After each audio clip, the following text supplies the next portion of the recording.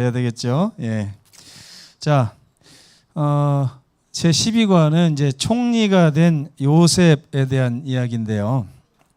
지난 화요일에 이어서 오늘은 요셉의 용서의 비결이라는 주제를 가지고 말씀을 나누겠습니다.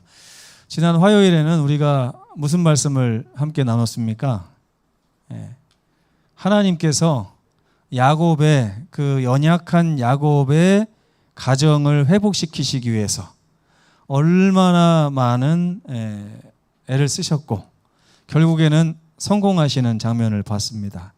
오늘 우리들의 가정도 여전히 하나님은 부르시고 계신다는 사실, 그리고 요셉의 가정보다는 그래도 덜하잖아요, 우리가. 그죠? 요셉만큼 그렇게 엉망진창된 가정은 없는 것 같습니다. 우리 모두가 희망을 가지고 하나님께서 우리 가정을 사용해 주시도록 이렇게 주님께 나오시면 정말 좋겠습니다. 근데 이제 이렇게 야곱의 가정이 회복됨에 있어서 요셉이 사용됐는데 요셉의 형들이 이스라엘 민족의 하나의 족장으로 우뚝 세움을 입기 위해서 그들은 너무나도 많은 부족함을 또 죄된 삶을 살아왔습니다. 근데 그들을 누구를 통해서 하나님이 세우신 거예요? 요셉을 통해서 이스라엘의 12족장을 세우신 거예요. 만약에 요셉이 없었더라면 그 사람들을 얼마나 더럽고 추악하고 악랄하고 잔인한 사람들이었는지 모릅니다. 그 사람들을 하나님께로 돌아오게 하는 데 있어서 요셉이 사용된 것이죠. 근데 요셉이 그들에게 어떻게 했기 때문에 그들의 마음이 회개가 찾아오고 그들의 삶을 통해서 12족장의 이제 이스라엘 민족이 생기게 됐는지 하는 것은 굉장히 중요합니다. 그래서 오늘의 주제는 요셉이 그 형제들을 세웠던 한 가지 방법, 다름 아닌 용서였습니다. 용서. 여러분 살면서 용서를 좀 자주 하시는 편입니까? 안 하시는 편입니까? 용서. 누가 지나가다가 아유 왜 이렇게 흰머리가 많아요? 그러면은 그냥 들어가고 집에 와서 뭐라 그래? 지는 안 많은가? 그러면서 이제 우리가 삶을 통해서 용서를 이렇게 한다는 것은 결코 쉬운 일이 아니에요. 근데 요셉은 정말 어마어마한 용서를 베풀었던 사람입니다. 마치 하나님께서 우리에게 구원을 주시기 위해서 베푸신 용서와 죄사함에 대한 아주 표상과 같은 그런 용서를 보여준 것이 바로 요셉이었고 바로 이 장면이죠. 이 장면을 통해서 이스라엘의 12족장이 세워진 것입니다. 바로가 또 요셉에게 이르되 내가 너를 애굽 온 땅의 총리가 되게 하노라. 여러분 만약에 윤숙자 집사님 아드님이 우리나라 국무총리가 되면 현수막 붙일 겁니까? 안 붙일 겁니까? 붙여야죠. 붙일 만한 일이죠. 그렇죠? 여러분 애굽 온 땅의 총리가 됐어요. 요셉이. 그러면 세상에서는 이 총리가 됐다는 것을 어떻게 해석합니까? 출세했다. 그렇죠? 출세는 뭐예요? 그 개인의 영달 또 가문의 영달입니다. 그죠? 자랑스러워할 만하죠. 그런데 성경에서 말하는 이 장면은 하나님이 요셉 출세했다 이렇게 말씀하시는 게 아니에요. 지금 하나님께서 요셉을 애굽 온 땅의 총리가 되게 하심으로 인해서 결국에 야곱의 가문을 회심시키시고 회복시키셨다. 그 얘기를 하고 있는 것입니다. 만약에 야곱의 가문을 일으키는 일에 소용이 없었다면 하나님께서 굳이 애굽의 총리로 세우실 일이 없었어요. 저는 예전에 요셉처럼 하나님 잘 섬기고 말 잘 들으면 하나님이 이렇게 높여주시는구나 이렇게 생각을 했어요. 나도 그러면 어떻게 해야지? 요셉처럼 다니엘처럼 해서 총리가 되어야지. 이게 보통 우리들이 성경을 해석하는 방법입니다. 근데 아니에요. 여러분 그 이면에 있는 이야기를 볼 줄 알아야 됩니다. 왜 하나님이 요셉을 총리로 세우셨는가? 요셉이 잘해서요? 아닙니다. 그분의 뜻을 이루기 위해서요. 그분의 뜻은 이 불완전한 야곱의 가문을 세워서 민족을 만드는 거였어요. 왕들을 그 허리에서 나게 하기 위해서 하나님이 그 가문을 세우셔야 됐는데 어지간한 방법으로는 세워지지 않으니 노예로 팔려간 요셉을 13년 만에 애굽의 총리로까지 올려 세워서 그 가문을 세우신 거예요. 이게 참 하나님의 놀라운 은혜입니다. 이걸 반대로 얘기하면요, 이 아담 가문이잖아요, 우리가. 그죠? 아담과 하와의 가문인데 이 죄로 망가진 아담과 하와의 가문을 일으켜 세우시기 위해서 하나님은 6천년의 시간 동안에 하늘 왕자이신 예수님을 이 세상에 보내셔서 십자가에 달려 돌아가시게끔 하면서 결국에 누구를 세우신 거예요? 아담의 무너진 가문을 세우시는 장면이 성경에 나오는 것입니다. 성경은 하나님이 세우시는 이야기가 바로 성경의 이야기라고 할 수가 있겠습니다. 여러분, 손양원 목사님을 혹시 아십니까? 네. 아세요? 모르세요? 들어보셨어요? 제 기억에 물론 장로교회 목사님이긴 합니다. 근데 제가 이제까지 살면서 이렇게 직접 뵙지는 못했지만 귀로 들었던 목사님 중에 가장 존경스럽고 어떻게 이런 목사님이 다 있나 싶을 정도로 한 그런 목사님이 있었어요. 이분은 1910년 되기 전에 1902년인가 이렇게 태어나셨는데 독립운동가였어요, 부친이. 그러다 보니까 집이 찢어지게 가난했습니다. 아버지가 집을 돌볼 생각 안 하고 나라만 지킨다고 나가서 사니까 정말 이렇게 어렵게 살았죠. 그러다가 이제 중학교를 중퇴하고 나중에 어떻게 이제 신학과를 갔어요. 평양에서. 그러니까 신학과를 공부하고 나서 여수에 있는 그 문둥병, 한센병 환자들이 있는 교회, 애양원 교회라는 데가 있습니다. 여기에서 심호를 하는데 거기에 간호사들이요, 이제 좀 심한 환자가 있으면 그 방에 들어갈 때 방에다가 신문지를 쫙 깔아놓고 무릎으로 이렇게 신문지를 밟아가면서 그렇게 한센병 환자에게 갔어요. 그러니까 환자들이 우리가 그렇게 더럽냐고 그러면서 화가 나가지고 막 울고 불고 막 그렇게 하니까 이 목사님이 간호사들 다 나가라고 하고 자기가 맨발로 들어가서 그 환자의 이 환부를 입으로 쪽쪽 빨아가지고 고름을 짜내는 그런 일을 하셨대요.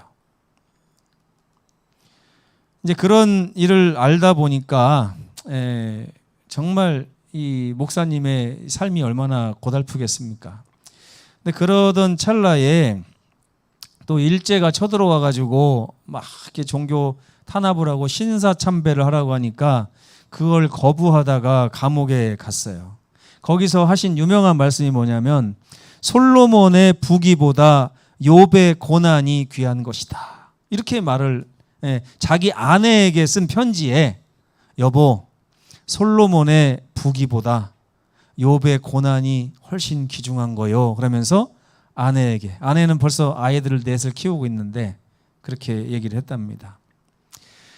그러나 1948년 여순 사건이 있었어요. 혹시 들어보셨나요? 여순 사건 때 이제 반란을 일으켰던 사람들이 기독교를 섬기는 그런 사람들을 막 죽이던 일이 있었는데 그때 이 목사님의 장남과 차남이 31번 칼에 찔려가지고 죽었어요. 그 장례식장에서 목사님이 하나님께 감사 편지를 썼습니다. 10가지 감사에 대해서. 하나님, 우리 아들을 순교자로 삼아주셔서 감사합니다. 하나님, 우리 아들 1명도 아니고 2명을 순교자로 삼아주셔서 감사합니다. 하나님, 내 아이들 중에서 가장 소중한 2아이를 순교자로 삼아주셔서 감사합니다. 하나님, 내 아이를 죽인 내 아이들의 순교를 통해서 더 많은 사람들이 하나님께 돌아올 것을 알기에 감사합니다. 하나님, 제 마음에 내 아이들에게 해를 가한 사람에 대한 용서의 마음을 주셔서 감사합니다. 그리고 그 사람을 다시 양자 삼을 수 있게끔 마음을 먹게 해주셔서 감사합니다. 이런 감사의 조건 10가지를 써서 이렇게 읽었다고 그래요, 목사님이.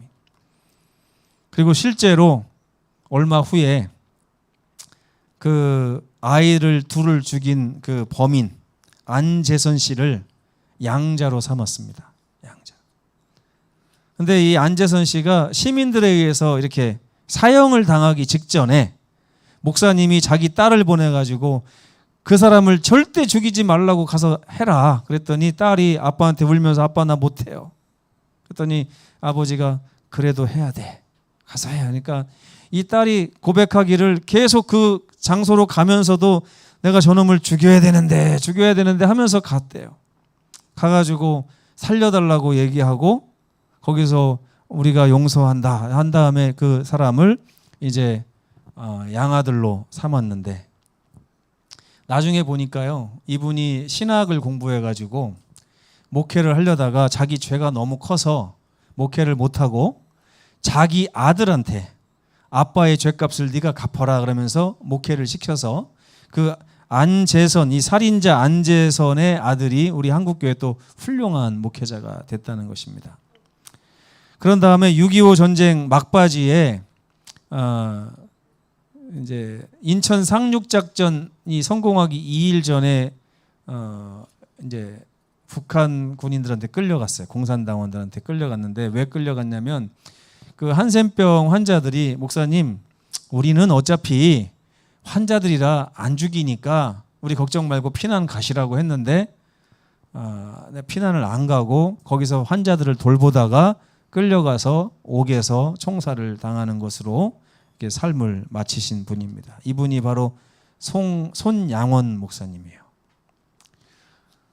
여러분 어떻게 얘기 들어보니까 어떠세요? 마음이. 그 예전에 그 최영규 목사님이 험한 꼴을 당하고 나서 그 이제 가해자들을 용서했다고 하니까 신문에서 저건 아버지도 아니다. 저건 아들도 아니다. 저건 다 거짓말쟁이들이다. 막 그러면서 인륜을 저버렸다. 막 이렇게 하면서 비난을 받더라고요.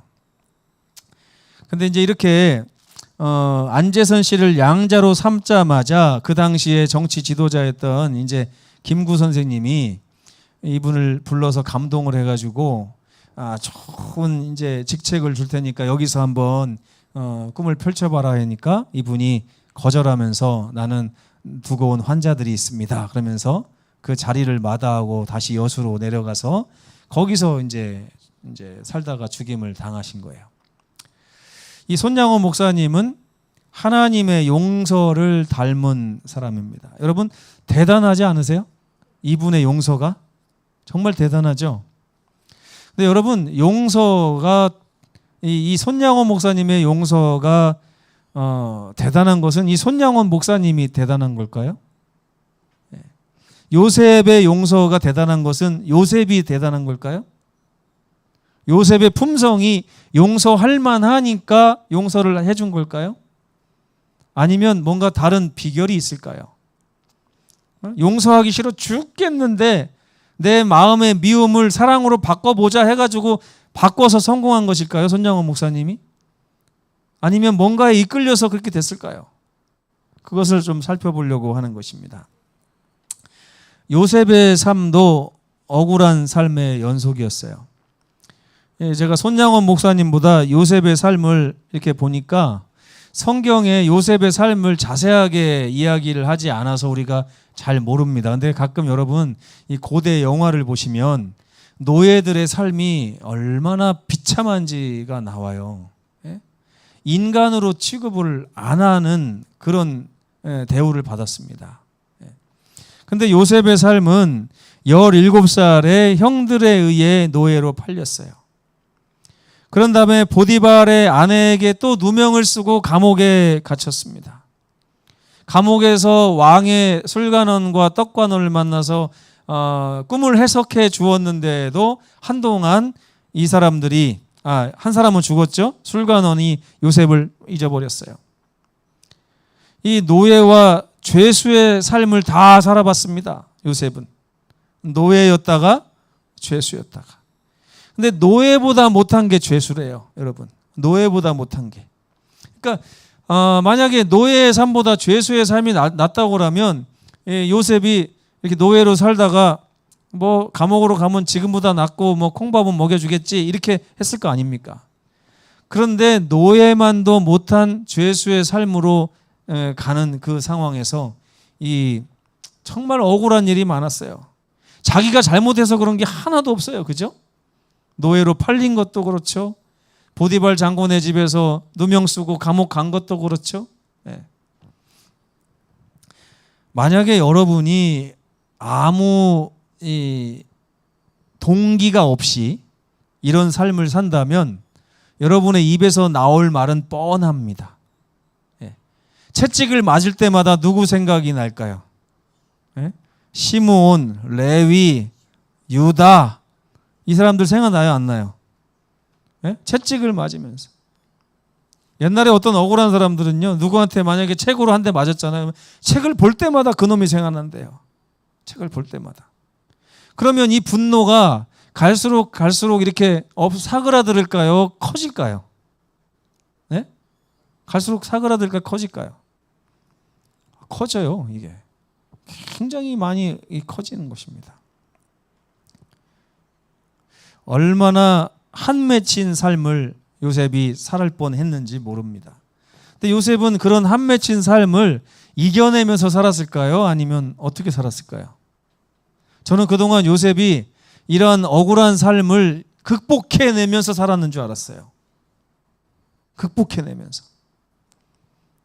가끔 그러잖아요, 여러분들. 목사님, 내가 지나온 삶을 얘기하면 정말 한도 끝도 없습니다. 내가 당한 걸 다 얘기하자면 소설을 몇 권 써도 부족합니다. 이렇게 얘기하시는 분이 있잖아요. 근데 여러분, 오늘 우리가 배울 점은요, 요셉은 그렇게 살지 않았다는 것입니다. 손양원 목사님도 그렇게 살지 않았다는 거예요. 오늘 그거를 배워야 되는 것입니다. 요셉이 누구를 원망하려고 맘먹었으면 원망할 대상이 얼마나 많았을까요? 감옥에서 노예보다 못한 매질을 당하면서 자꾸 누가 떠오를까요? 보디발의 아내가 떠오를 거 아니에요. 그죠? 이런 나쁜 여자가 다 있나? 그러면서 꿈에도 나타나서 욕을 했을 거 아닙니까? 그죠? 여러분들이 다 이렇게 웃지만 제가 여기 10년 동안 있으면서 한두 번 이런 얘기 들은 적이 있어요. 나는 억울하다, 나는 억울하다. 막 그놈을 생각하면 뭐 잠이 안 온다. 많아요, 많아. 예? 근데 여러분, 그거를 우리가 극복하는 방법을 지금 배우려고 하는 게 아닙니다. 세상은 그걸 극복하라고 그래요. 부정을 긍정으로 바꿔라. 그죠? 용서 안 해주면 내가 더 손해다. 막 이러면서 용서해 주라고 막 그러잖아요. 근데 요셉은 그런 용서를 한 게 아니었어요. 자, 그럼 여기서 질문입니다.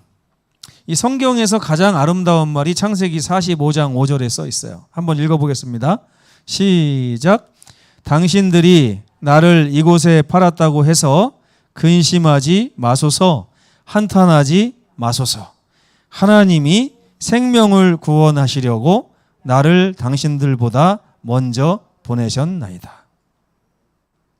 안 읽으신 분 손 들어보세요. 같이 읽자고 했는데 안 읽는 분이 너무 많은 것 같아요. 여기 보면요, 성경에서 가장 아름다운 말이라고 제가 생각해요. 요셉이 지금 형들을 어떻게 했어요? 용서했습니까? 안 했습니까? 용서했죠.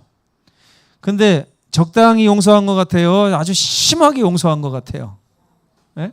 아주 심하게 용서한 것 같죠? 근데 문제입니다.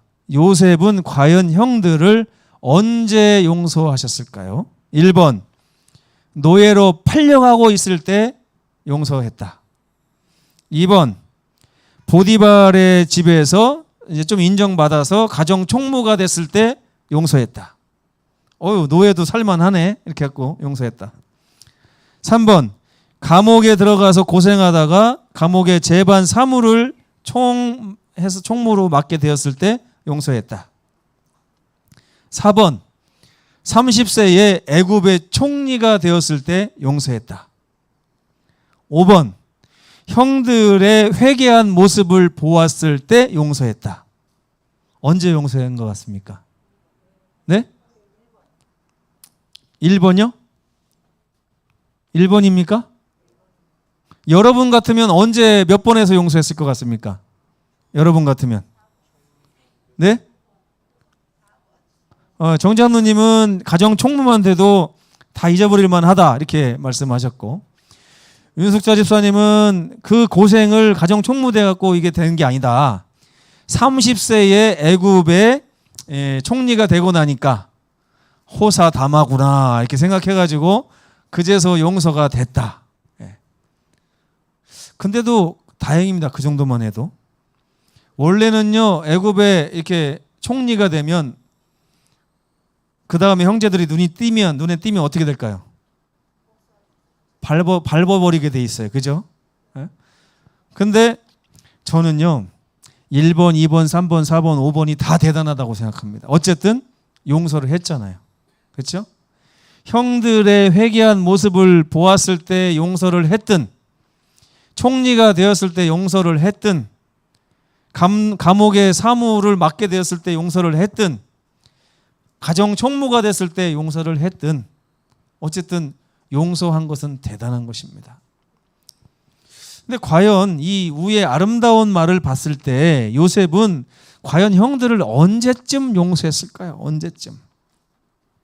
자, 만약에 5번의 요셉이다. 그러면 요셉은 얼마 동안 분노를 가슴에 안고 살았을까요? 20년. 만약에 4번의 요셉이다. 그러면 얼마 동안 분노 속에 살았을까요? 13년. 그죠? 감옥에서 용서했다면 뭐 11년. 또 보디발의 가정 총무 때 용서됐다면 8년 이 정도. 만약에 노예로 팔려가고 있을 때 용서를 했다. 그럼 뭐 얼마 안 되겠죠. 그죠? 여러분은 몇 번에서 용서를 좀 하시는 편이십니까? 근데 만약에 요셉이 20년이 지났는데 여전히 노예로 있었다. 용서가 어떻게 됐을까요? 용서를 했을 것 같습니까? 안 했을 것 같습니까? 20년 동안 노예를 살았다고 하면? 만약에 요셉의 용서가 진짜였다면 1번이어야 맞죠. 그죠? 1번에서 용서를 했으면 그 뒤로 20년 동안 노예 생활을 했어도 요셉은 형들을 늘 사랑했을 것입니다. 근데 그게 쉽지 않아요. 등 따시고 배부르면은 잊어버렸다가도 막 매 맞고 욕 먹고 막 상처받고 그러면 다시 막 다 생각나잖아요. 다시 막 생각나요. 내가 저놈 때문에 예전에 당한 게 그냥 또 막 다 올라오죠, 이제. 사람이 잊었다고 하는 것은 다 거짓말 같아요. 잠깐 내려놨다가 언젠가 다시 나옵니다, 이게. 요셉, 오늘 우리가 배워야 될 것은 요셉은 어떻게 해서 이런 용서를 소유하게 되었는가. 요셉이 형들을 용서한 것은 적어도 형들이 회개한 것을 본 후는 아니었습니다. 요셉이 용서하게 된 이유는 비결이 있어요. 그 비결이 뭐냐면 요셉은 노예로 팔릴 때 자기 미래에 대해서 두려움을 가지고 있었어요. 그때 요셉이 선택한 것은 뭐냐면 억울한 마음으로 자기를 막 괴롭히는 것이 아니라 하나님, 우리 아버지한테 그렇게 하셨던 것처럼 저에게도 그렇게 해주시겠습니까? 하나님 저와 함께 하시겠습니까? 하나님만 저와 함께 하신다면 제가 모든 두려움을 잊고 하나님께 제 삶을 맡기도록 하겠습니다. 이것이 저는 요셉의 용서의 비결이라고 생각합니다. 용서하는 방법이 두 가지가 있어요. 하나님 말씀에 용서하라고 했으니까 내가 하늘나라 가려면 용서해야지. 내가 장로고 내가 목사고 내가 집사니까 용서해야지. 이렇게 해서 하는 용서는 정말 쉽지 않습니다. 불가능하게 생각돼요. 그런데 또 한편의 용서는 뭐냐면 허락해 드린 것입니다. 하나님이 저를 노예로 살라 하시면 제가 노예로 살겠습니다. 하나님이 저를 죄수로 살라 하시면 죄수로 살겠습니다. 하나님이 저를 총리로 살라 하시면 총리로 살겠습니다. 이것이 바로 요셉의 믿음이었습니다. 요셉은 자기의 당하는 모든 일이 이제 나의 삶에 내 손에 맡겨진 삶이 아니라 하나님께서 쥐고 흔드시는 삶이라는 사실을 알았기에 그의 형제들을 기꺼이 용서할 수 있게 된 것입니다. 하나님은 능히 악을 선으로 바꾸실 수 있는 분이시기 때문에 이 요셉이 야곱의 무릎에서 계속 들었던 이야기가 뭐예요? 하나님은 능히 악을 선으로 바꾸신다. 하나님은 내가 실수할 때마다 그 실수한 것을 통해서 다시 한번 선을 이루시는 분이 하나님이시다. 그렇다면 요셉은 팔려가면서 형들이 옛날 아버지처럼 또 악한 길에 빠졌지만 그 형들의 이러한 악행을 통해서 하나님이 다시 그것을 선으로 바꿔주실 줄 믿고 하나님 편에 선 것입니다. 그러고 나니까 이 모든 것이 하나님께서 나의 삶에 허락하신 일이구나 하는 생각을 하게 된 거예요. 여러분, 시련을 당할 때, 멸시와 조롱과 혹은 억울한 일을 당할 때 미리 요셉처럼 하나님께 자기 삶을 내어드리지 않은 분들은 반드시 사탄과 씨름하게 돼 있습니다. 억울해서 교회 못 나옵니다. 억울해서 용서가 안 되고 억울해서 하나님 사업 못 합니다. 그러나 요셉처럼 자기 삶을 하나님께 온전히 드리고 사용하도록 내어드린 분들은 그 모든 것이 하나님의 허락하에 이루어졌음을 받아들일 수 있게 되는 거예요. 하나님께서 허락하셨다면 저는 감사히 그 길을 걸어가겠습니다. 라는 것이 요셉의 믿음이었습니다. 그렇기 때문에 형들과 보디발의 아내가 저지른 악한 일들은 하나님께서 뜻을 이루시기 위해 행하신 일들로 요셉에게 이해가 된 거예요. 그 이해가 아까 그 성경절에 나오잖아요. 당신들이 나를 팔았다고 생각하시고 죄책감을 가질 필요 없습니다. 왜냐하면 그 모든 것이 나를 사랑하시는 하나님께서 저에게 허락하신 일이기 때문에 그런 것입니다. 어떻게 이런 말이 나올 수 있어요? 손양원 목사님이 요셉과 같은 이런 이해를 가지고 신앙을 했기 때문에 저는 그러한 용서가 그 삶에서 나왔다고 생각을 합니다. 이것이 선행되지 않으면 결코 용서가 없어요. 여러분, 5만 원 꼬간 것도 용서 안 됩니다. 해보세요. 5만 원 꼬고서 살살 맨날 갚는다고 하고 도망다니고 갚는다고 하고 도망다니고 이렇게 한 4-5번만 하면요. 예전에 그런 말이 있더라고요. 부처님도 쓰러진다고. 절에 있는 불상이 쓰러진대요. 몇 번만 그렇게 하다 보면은. 근데 여러분, 불상도 쓰러지는데 그리스도인이라고 안 쓰러지겠습니까? 근데 여러분, 쓰러지지 않는 한 가지 방법은 하나님, 이렇게 하나 이렇게 하나 이렇게 하나 제 삶의 모든 것이 하나님에게 속해 있습니다. 하나님께서 행하시기에 저는 감사합니다라고 하는 이러한 가치관을 갖지 않으면 여러분, 교인이라고 안 넘어지는 거 아닙니다. 다 넘어지게 돼 있고요. 그 미움으로 인해서 머리가 다 빠집니다. 누구를 미워하면 머리가 빠지고 병이 생겨요. 하나님의 계획 안에서 살아가시는 우리 모든 성도들 됐으면 좋겠습니다. 목사님, 어떻게 이걸 내가 용서합니까? 한다는 얘기는 다른 말로 하면 뭐예요? 내 삶이 하나님의 계획 밖에 있다는 얘기밖에 안 되는 거예요.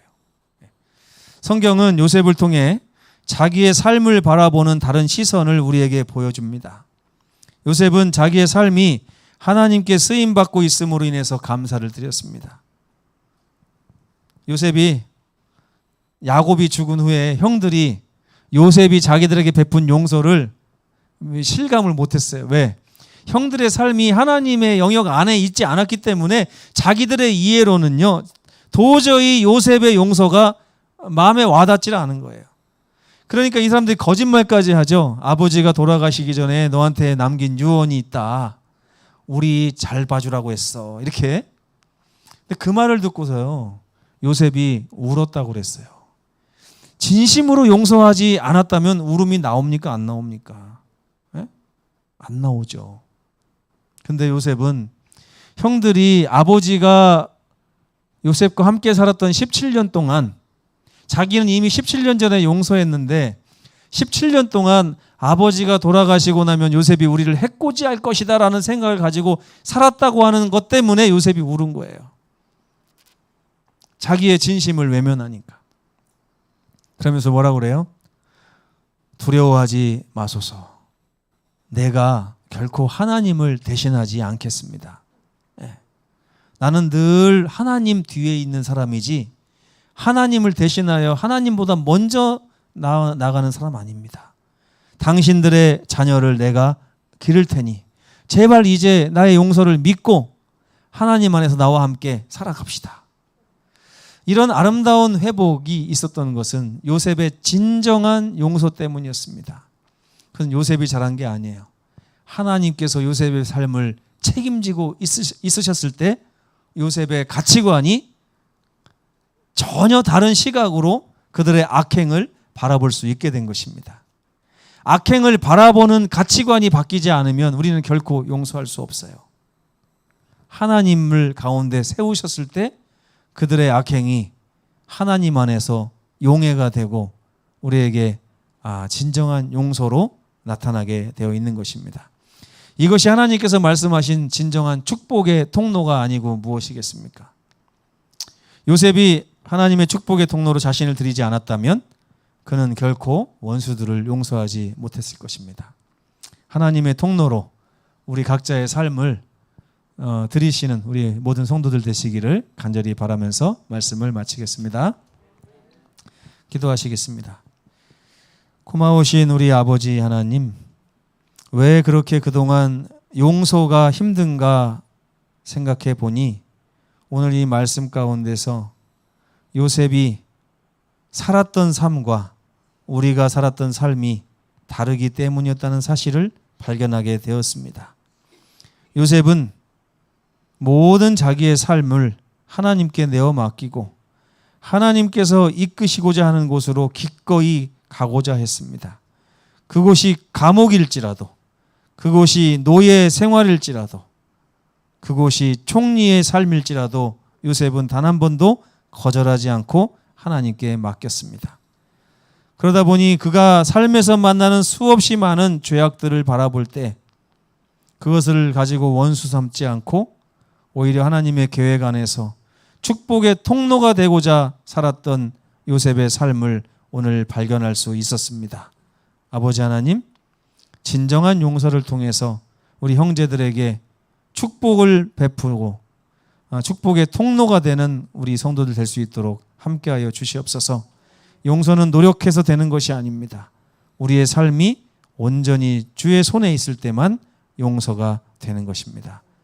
용서하는 백성들 되게 하여 주시옵기를 예수님의 이름으로 간절히 기도합니다. 아멘.